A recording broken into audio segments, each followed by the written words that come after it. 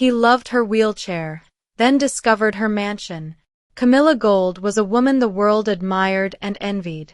At just 32, she was one of the richest women alive. She owned luxury hotels, real estate across continents, and a fashion empire that carried her name. Her beauty was just as legendary: smooth caramel skin, soft brown eyes, and hair that danced like silk in the wind. But all her beauty and billions could not buy her what she truly wanted: real love. Every man who came into her life wanted something: access, status, a piece of her empire. None wanted her. Not the girl who laughed too loudly at silly things, not the woman who loved early morning walks and rainy nights. Just the billionaire. One night, Camilla sat alone on the balcony of her penthouse, watching the city lights sparkle below. "I'm tired," she whispered into the cold night. "I want someone to love me, not my money." And so, a wild idea was born.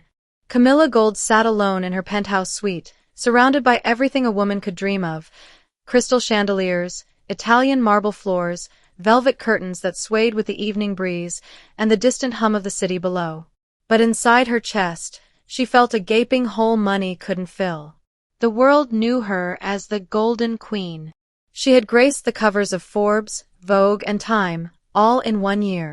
Her billion-dollar fashion brand, Gold Touch, had dressed royalty and celebrities. Women wanted to be her. Men wanted to win her. But Camilla, she just wanted to be loved. Truly, deeply, honestly. But love, for someone like her, was a luxury she could never buy. Her first heartbreak came at 23. His name was Marcus, a charming investment banker with a golden smile and a clever tongue. They met at a gala. He made her laugh, brought her flowers, and listened to her childhood stories like they were the most sacred things in the world. She fell hard. She thought he did too. Until the day she found out he had taken her company's confidential data and sold it to her biggest competitor. He didn't love her. He just wanted access. Then came Elijah, the poet. He didn't care about business, money, or brands. He lived in a modest apartment and recited verses about stars and soulmates. Camilla believed she had finally found someone who saw beyond her wealth. She gave him her heart, and he gave her emptiness. When she traveled for work, he filled their bed with other women. He loved her money, not her soul. There were others. Suitors with painted smiles. Men who whispered promises and kissed her hand while counting her coins. Each heartbreak stripped a piece of her trust, until all she had left was suspicion wrapped in silence. Camilla had everything. Except peace. One evening, she hosted a private dinner at her mansion for a charity event. 50 guests. Gold-plated cutlery. A violinist flown in from Vienna. But not one conversation at that table felt real. Every smile aimed at her was rehearsed. Every compliment felt like bait. She sat at the head of the table, surrounded by the rich and powerful, and had never felt so alone. After the guests left, she went out to her balcony barefoot, ignoring the cold tiles under her feet. The city lights twinkled far below, like tiny stars pretending to be alive. But they were fake, just like the love she kept chasing. "I don't want this life, not like this," she whispered to the wind. Then a thought struck her, wild and strange. What if she could erase all of it? The money, the fame, the gold name. Strip herself down to nothing but her heart. What if she became no one? That night, Camilla couldn't sleep. She sat in her room scrolling through videos of people living simple lives. A street food vendor in Kenya who smiled with every customer. A woman in Indonesia teaching kids under a tree. A man in Brazil fixing bicycles for free because, as he said, it's not about money. It's about people. That's what she was missing. People. Real ones. Not those who looked at her bank account before her face. The idea consumed her. She would disappear. Go undercover. Become invisible. She would pretend to be poor. And to make sure no man tried to rescue her out of pity or chase her for beauty, she'd go further. She would pretend to be crippled. To test love in its rawest, most uncomfortable form. A woman with no legs, no status, no power. Only a heart. Vulnerable, exposed, and longing for something real. Camilla called her most trusted employee the next morning, her childhood friend turned personal assistant, Miriam. Miriam was the only person in Camilla's world who had never changed because of the money. "I need your help," Camilla said, serious. Miriam looked alarmed. "Is everything okay?" "I want to disappear. For 3 months. Maybe more. I need to become someone else. A nobody." Miriam blinked. "Sweetheart, are you having a breakdown?" "No," Camilla said. "I'm having a breakthrough." The plan came together quickly. Miriam found a small apartment on the edge of the city, a neighborhood no one would think to look for her in. Camilla changed her appearance. She cut her luxurious hair short, dyed it black, and let it curl naturally. She bought second-hand clothes, simple and worn. No jewelry. No makeup. They ordered a lightweight wheelchair online. Camilla practiced how to move with it, how to act as if her legs had no strength. It wasn't easy, but she was determined. Miriam cried the day they both left the mansion. "You don't have to do this," she said. "You can find someone the normal way." "I've tried the normal way," Camilla replied. "It almost destroyed me." And so, the Golden Queen vanished.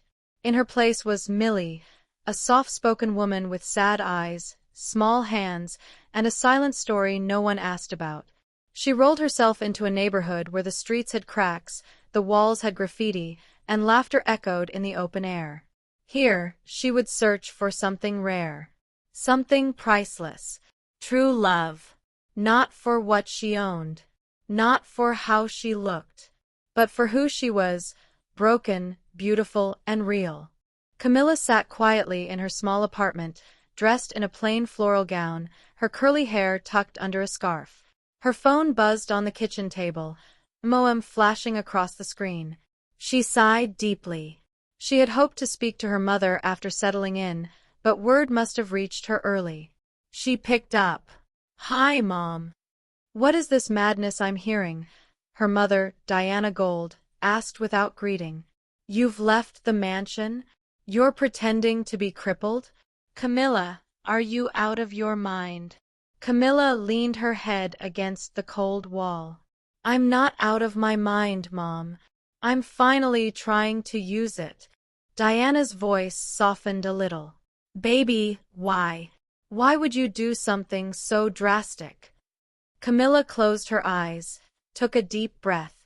"Because I've never been truly loved, Mom. I've been bought, praised, used, lied to, and left. But never, never loved. Not for who I really am. Just for what I have. I need to find someone who'll love me if I have nothing." "You think making yourself poor and crippled will do that?" "I don't know," Camilla admitted. "But it's the only way I know how to see through the lies. If someone can love Millie, the version of me that has nothing, then maybe they'll love Camilla too." There was a long silence on the other end. Then a gentle sniff. "Oh, baby," Diana said quietly, "I wish I had seen all this. I wish I had protected you from those men." "You always told me to follow my heart," Camilla said. "This is my heart's direction." Diana sighed. "I wanted you to find love, yes. But not like this. This sounds dangerous, uncomfortable. What if you get hurt again?" "I'm not afraid of pain anymore, Mom. I'm more afraid of living my life surrounded by fake smiles and empty kisses." Diana exhaled deeply. "You've changed. You sound so serious, so tired." "I am tired." There was another pause. Then her mother said something that surprised her. "Then go. Do what you need to do. I may not understand it, but I trust your heart, and I'll be here always if you ever need to come home." Tears rushed to Camilla's eyes. "Thank you, Mom.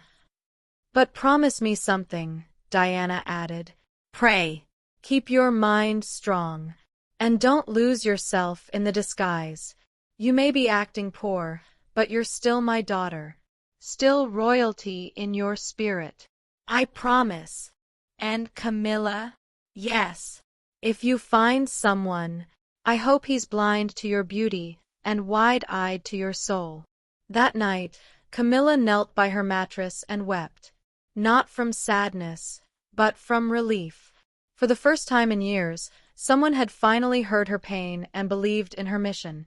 Camilla was just finishing a small meal of beans and boiled yam when her phone rang again. This time the caller ID read, "Dad." She braced herself. "Camilla." His voice boomed the moment she answered. "I just got off the phone with your mother. Tell me it's not true. Tell me my daughter has not disgraced this family by pretending to be a beggar in some corner of the city." She swallowed. "It's true, Dad. I'm doing this for myself. To find real love." "Real love," he barked. "Love is a privilege, not a mission. What kind of foolish movie have you inserted yourself into? You're a gold. You don't audition for love. You command it." "No, Father," she replied quietly. "That's the mistake. I don't want to command love. I want to earn it." "You don't need to earn anything. You already have what most people would kill for." "Except honesty," Camilla whispered. "And peace. And someone who sees me." There was silence. Then he laughed bitterly. "You've been spending too much time watching fairy tales. What happens when someone you meet discovers your truth? They'll feel lied to, deceived. I'd rather be hated for hiding my wealth than be loved for flashing it." "You're wasting your time." "Then let me waste it, Father. Please." There was a pause. Then his voice grew stern. 2 months. I'll give you that. If you haven't found what you're looking for by then, I'm sending someone to bring you back. We'll book therapy, a quiet retreat, maybe even a counselor. But this charade will end. And if I don't come, you will come. You're my daughter." Camilla sat up straighter. "And I'll always be your daughter. But don't test how far I'm willing to go for something real. If you try to interfere before I'm ready, I'll leave this country. I'll go to America. I'll vanish, and no private investigator will ever find me. I know how to disappear. You taught me how to build empires. I know how to leave them." There was a long, thunderous silence. "Camilla," her father finally said, softer. "Is this really what you want?" "Yes, Father. More than I've ever wanted anything." "Then go. But mark my words, if this ends in tears, don't expect me to say, 'I told you so.' I'll just be there to wipe your face." For the first time in years, Camilla smiled. "That's all I ever needed, Dad." As the call ended, she let out a shaky breath. Her mother had blessed her journey.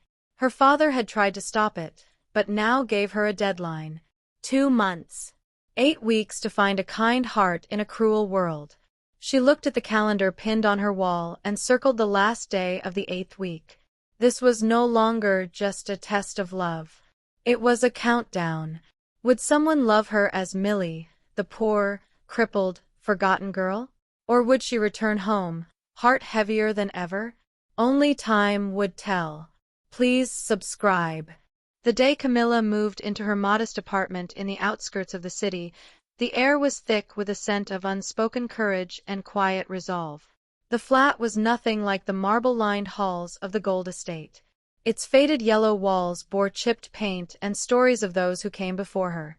The bathroom faucet wheezed before releasing any water, and the ceiling fan spun like it needed encouragement. But to Camilla, it felt like freedom. Beside her stood Miriam, her most loyal friend, and now her accomplice. Miriam had been with Camilla since college.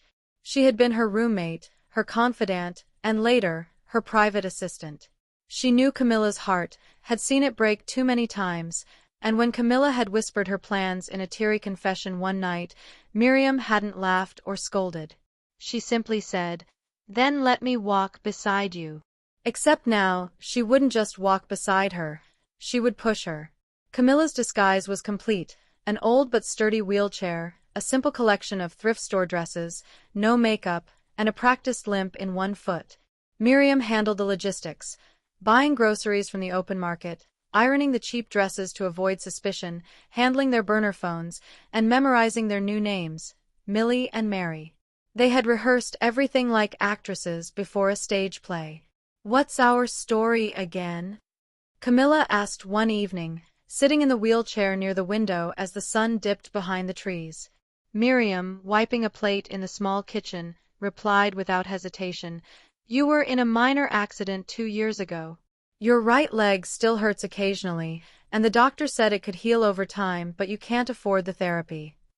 "And you?" "I'm your cousin from your mother's side. We moved in here after selling off a small inheritance to survive. You paint portraits from home, and I'm taking online courses." Camilla smiled. "You're good at this." "I better be. We've been over it 23 times. They both chuckled. But beneath the laughter was an ocean of anxiety. This wasn't just role-play. They were about to trick an entire community, and possibly a future lover. It had to be flawless. That night, Camilla sat on the balcony while Miriam folded laundry on the couch. A warm evening breeze ruffled the curtains as Camilla stared at the moon, her thoughts heavy. "You know you don't have to do this with me," she said gently. "I can manage alone. This is my crazy plan, not yours." Miriam looked up from the clothes. "And what? Let you get lonely? Let some random man manipulate you again because he sensed weakness? I know how fragile your heart is beneath that tough voice, Camilla. I'm not letting you walk this road alone, crippled or not." Camilla turned, eyes glassy. "What if this fails, Mimi? What if I end up finding another man who just pities me or wants a free ride in life?" Miriam stood and walked over to her, kneeling beside the wheelchair. She took Camilla's hand. "Then we pack our bags, tell your father he was right, and go back home with our heads held high. But if we succeed, if just one man sees you and says, 'I love this woman for her mind, her laughter, her struggle, not her money or name,' then it would have all been worth it." Camilla sniffed. "You always make things sound so poetic." "Maybe I should have been the heiress," Miriam teased, then added more seriously, "You've always deserved the kind of love that doesn't flinch when the lights go out. Now let's go find it." They squeezed each other's hands in quiet solidarity.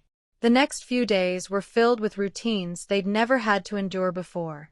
Waking at dawn to fetch water from the shared tap. Navigating the market with coins in hand. Camilla painting tiny canvases with her left hand, an awkward skill she was developing just to keep the illusion alive. Miriam would sometimes act tired, dragging a bag of groceries as she pushed Camilla's wheelchair uphill, both of them sweaty and breathless. Neighbors began to notice them. The girl in the wheelchair with sad eyes. Her ever-cheerful cousin with quick hands. People started waving. An old woman gave them mangoes. A young child offered to push Camilla one day. The community was slowly warming up to them. And so far, no one suspected a thing. But behind their quiet walls, the girls would laugh hysterically over dinner at the things they had to pretend not to know. "Did you see that man at the suya stand?" Miriam said one night. "He was bragging about how he runs a poultry empire. Meanwhile, he had feathers on his shoe." Camilla giggled, mouth full of rice. "And that woman who offered to spiritually cleanse my legs if I gave her 20 naira? I almost choked." "They were poor, yes. But for the first time in years, they were authentic. No grand parties. No fake friends. Just honesty, even if wrapped in a lie. And then one afternoon, as Miriam helped Camilla settle by the roadside near the mechanic garage, just for fresh air, he appeared. A tall, handsome man in grease-stained overalls, carrying a spanner in one hand and a box of tools in the other. He glanced their way only briefly, but something about his gaze lingered. Not the way he looked at her legs, but the way he didn't. Camilla looked at Miriam. Miriam looked back, raising one eyebrow. Stage set. Camilla whispered, heart racing, "Let the drama begin."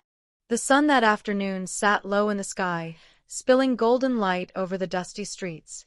The scent of fried plantains wafted through the neighborhood, mixed with the oily musk of fuel and machine parts from the mechanic garage across the road.